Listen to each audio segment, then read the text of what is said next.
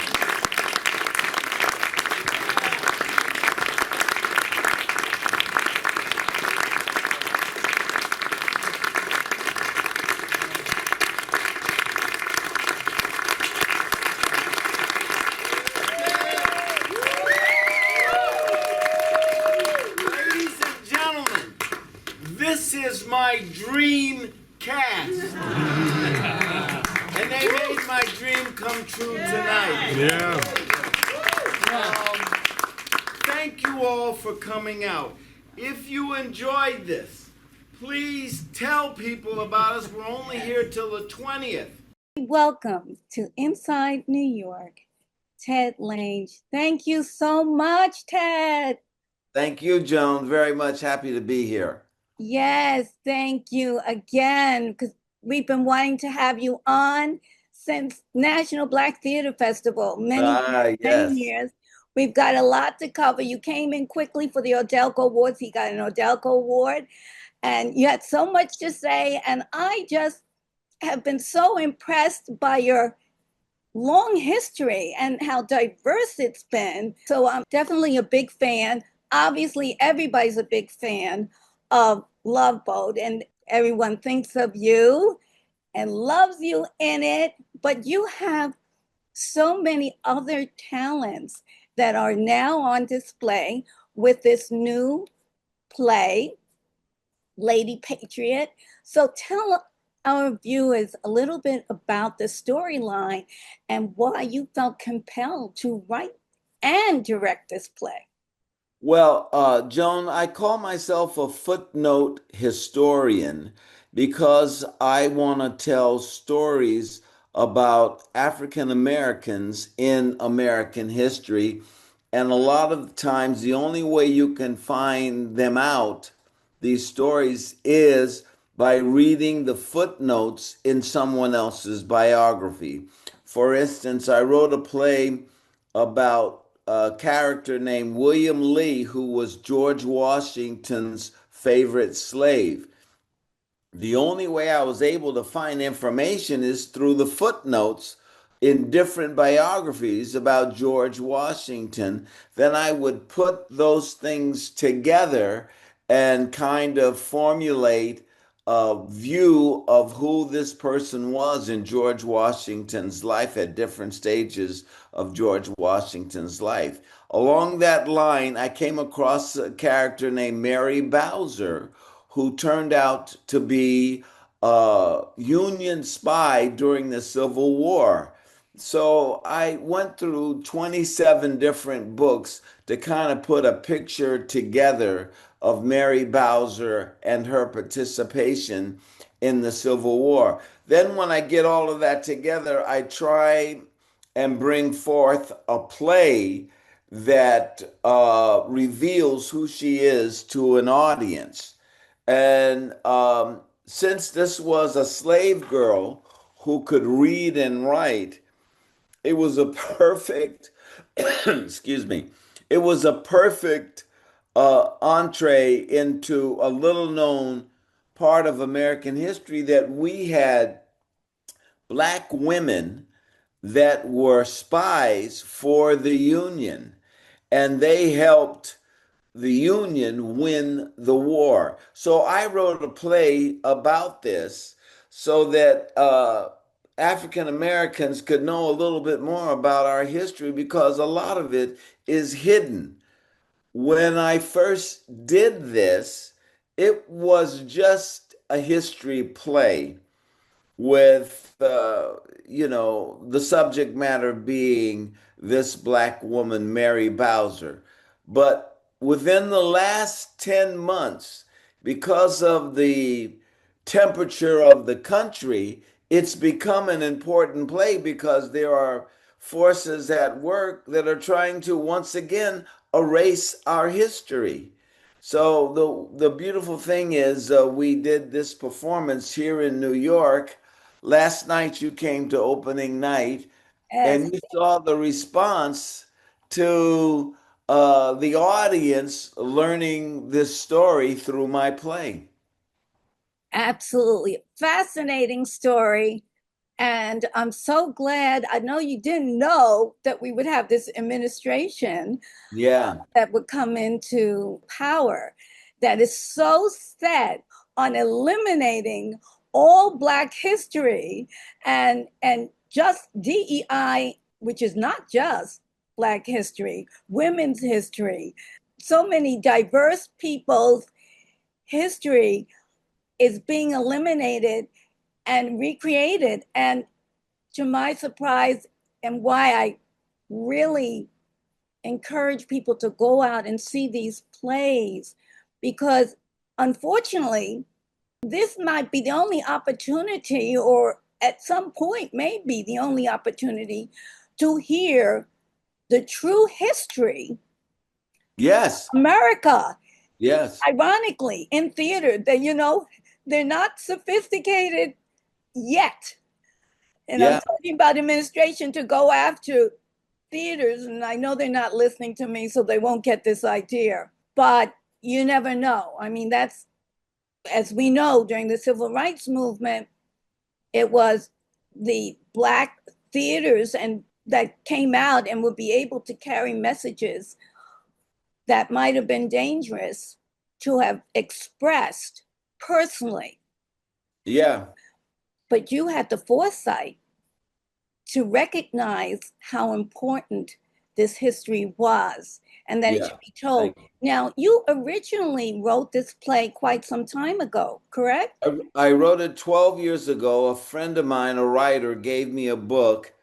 And the book had Mary Bowser in it and Elizabeth Van Lew. You know, most of the times when we think of the Civil War and being a Southerner, that everybody wanted to secede from the unit. That's not true. There was this woman named Mary Bowser who was a Southern lady in Richmond, Virginia. She did not want to secede from the Union. And so she did everything she could to help the Union stay together, and she became a spy. When she became a spy, she then asked Mary Bowser, her ex slave, who was educated, to come back to Richmond, Virginia, and to help her.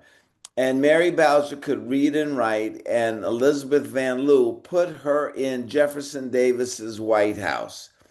And no one had any idea that this little black woman could be doing the things that she did. And so that's what I illustrated in my play, was to show how smart this woman was. Nobody knew what she was doing, and she was very clever, and she got around issues a different way each time. And it was acted just beautifully. I wanted to talk with the actress because she just conveyed it. You kind of knew because you stated that this is a spy. So you kind of knew where she was going, but it just was wonderful. It was Yeah, really that's wonderful Christy to see. Ferris. Christy is a wonderful actor. I've known her for years, and we've done a number of plays together. And I call her my muse because whenever I'm dealing with a black woman character, I like to use Christy because she embodies so much. She has great depth of character, and she can charm you, but at the same time, she can deliver the goods. You know what I mean? So yeah, she's a It's wonderful actress. it's phenomenal. I was hoping we would have clips, video clips to just show a little bit of the acting that is superb. I had a chance also to speak with Jill, and I know you want to talk about how and why you chose some of your cast. Well, they're all my friends. Everyone in this show is my friend. And when I got the chance to do a play off Broadway, I called them up. And I love working. These are all people I love working with. I've worked with them before. I know their depth and I know their strengths. And I wanted to do something where we all got together and pulled this play into existence. And well, they just all got on board. I told them what I wanted to do, and they said that they would be there. Now, Christy's from Los Angeles. The guy that played Jefferson Davis, Gordon Goodman, he's from Los Angeles. But I didn't have a lot of money. So I said to them, I said, listen, if you can get to New York, in other words, if you can fly to New York Right. or drive to New York or take a train, however if you get to New York at this time, you've got the part. And so they said they told me that we'll be there. And I was very fortunate that everyone that I wanted had the same response that they wanted to be in the play that I was directing. And I wrote these great characters. All of the characters are fascinating characters, but they all wanted to do the character. And what I try to do is to give each character a moment. Now, I learned this from doing little theater in Hollywood. If you don't give a minor character a moment and some other TV or film thing comes up, they're gone. They won't hang around at all. They have no, qualms about leaving you. So, but if you have a good play and they have a moment, they don't want to give up that moment. So they'll hang with you, and they'll figure out a way to help you do your play, but at the same time satisfy the other needs that they might have as a creative person. And so that goes into my writing. So I write parts where even the minor characters have some meat to chomp down on when they're doing the part. Well, perfect example is Count's role, I think. All of us, because he's from the East Coast, know Count. And I interviewed him briefly at the opening. Yeah. And I had to tell him, and during intermission, I spoke with somebody. I said, I know Count's in it, but I thought, well, maybe he's an understudy. I did not recognize him. And I kept saying, no, that's not Count. I mean, it has to be. It wasn't the two white guys. Yeah, no, So no. I Who is kept that saying, guy? but yeah, who is that guy? And I was like, Yeah, wow, I gotta look him up because he is just killing that role. And yeah, then yeah. to find out that it was Count, I said, I know it's acting, but still, Yeah. you fooled me. Yeah, wonderful. That was the idea. That was the idea is that and see he brings his own thing to account, brings his own. So what you do is you give the actor the parameters that you're looking for, and then you trust them to do the homework. And that's exactly what Count did. So we would talk about what his character would or would not do, and And he did all the work, but I wanted to work with Count. We started out, I've known him for 50 years. We Wow. started out in the Bay Area together. As a matter of fact, when you came to the Adelco Awards, he's the person that presented me with my award at the Adelcos. Okay. So we've been pals a long time, and I would come to New York in and out, and I would do a reading of a play of mine, and Count would be the person I would always call on, to help me do it. So we've been pals, we've been friends, and this is just a wonderful treat for me to give him this opportunity to show people his talent, the vastness of his talent, because he's absolutely wonderful in this. It's like you need to do more acting. I mean, I think he was in the soaps before and, Yeah, yeah, more theater and yeah. TV and film. So, and I also had the pleasure of speaking with Jill, who was a total delight.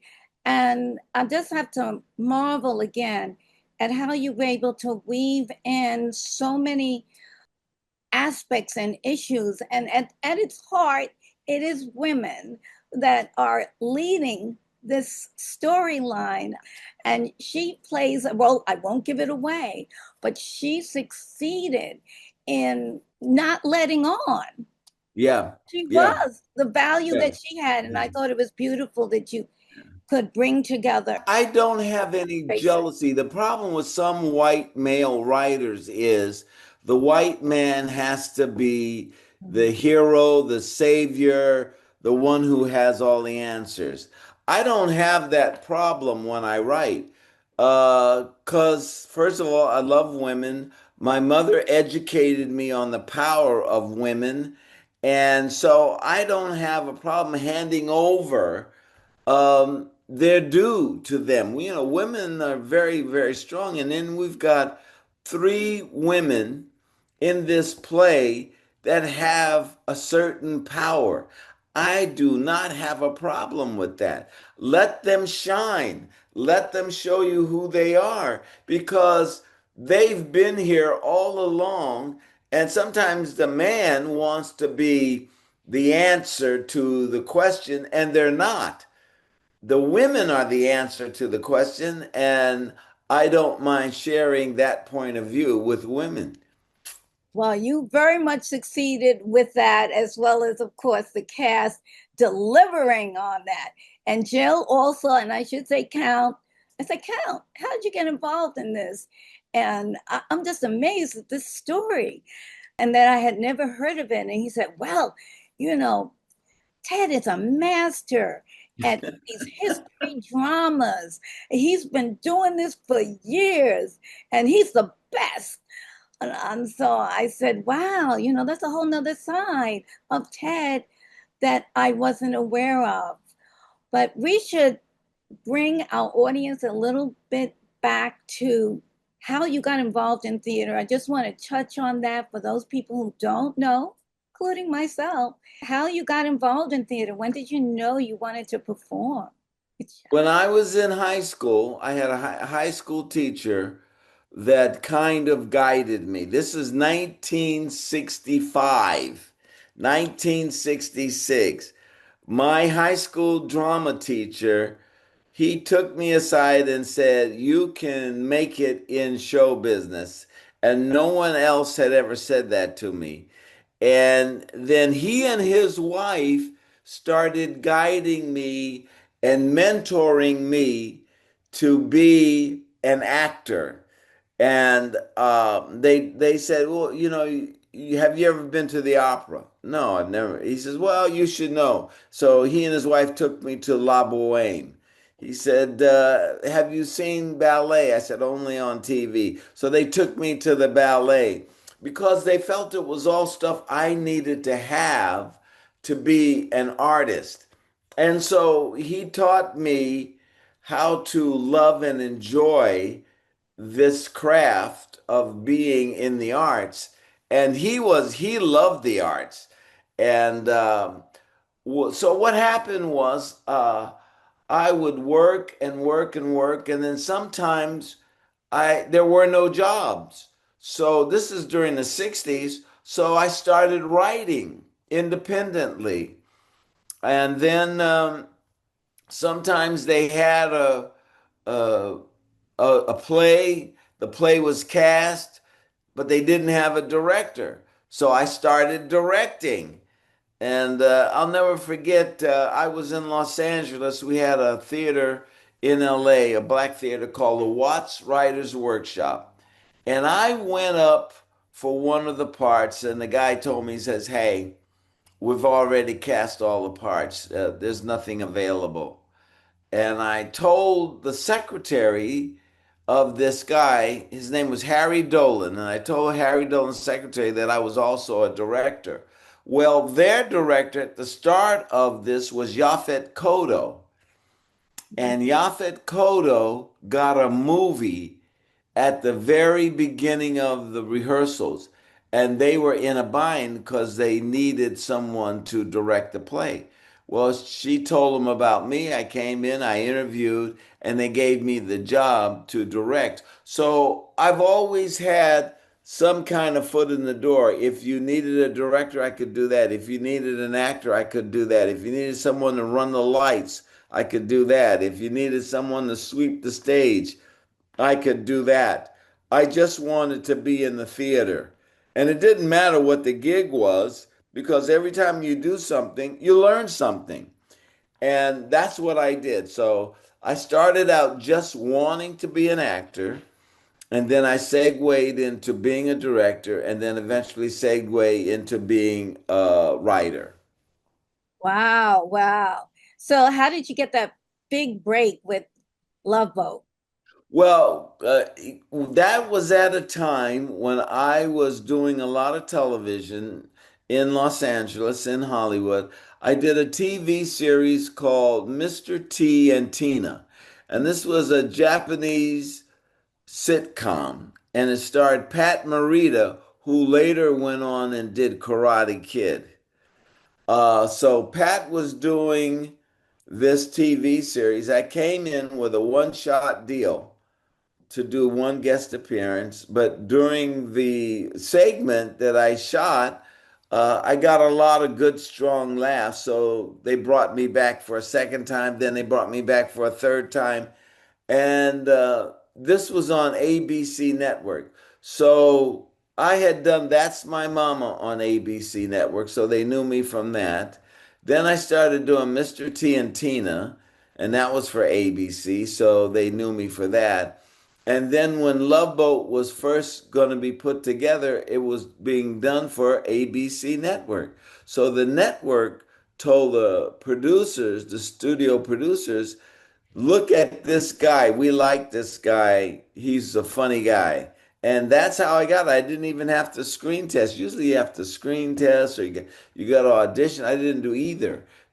Because they'd seen me be successful on Mr. T and Tina and That's My Mama, they just gave me the part. Fantastic. Why do you think it ended up being such a success? Well, Your role, of course, in it and the yeah. show itself. We came along at the right time. The industry was a dying industry, so people didn't really know about taking cruises.